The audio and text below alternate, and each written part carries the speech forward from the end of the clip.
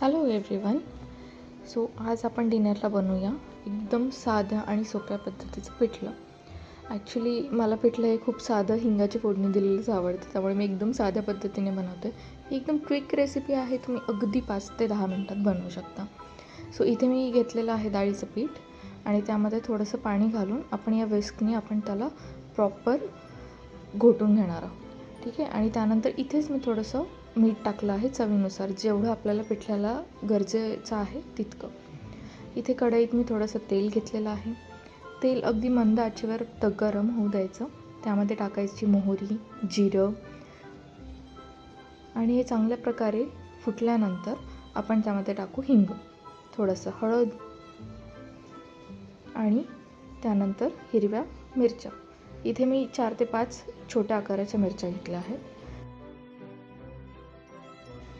आणि त्या मिरच्या फुटल्यानंतर आपण इथे घालणार आहोत आपल्या डाळीच्या पिठाचं मिश्रण.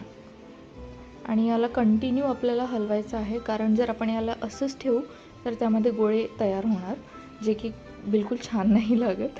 सो आपण याला विस्कनेच, ॲक्च्युली मी इथे विस्कनेच हलवते, कारण त्याची मग एकदम क्रीमी टेक्स्चर आपल्याला भेटून जाईल.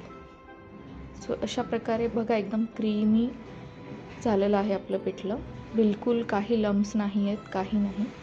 आणि याला गार्निश करूया आपण कोथिंबीरनी. आणि हे आपलं पिठलं झालेलं आहे रेडी. याला तुम्ही भातासोबत, गरम गरम भातासोबत त्यावरती साजूक तूप टाकून खाऊ शकता, किंवा भाकरी आणि पोळीसोबतही खाऊ शकता.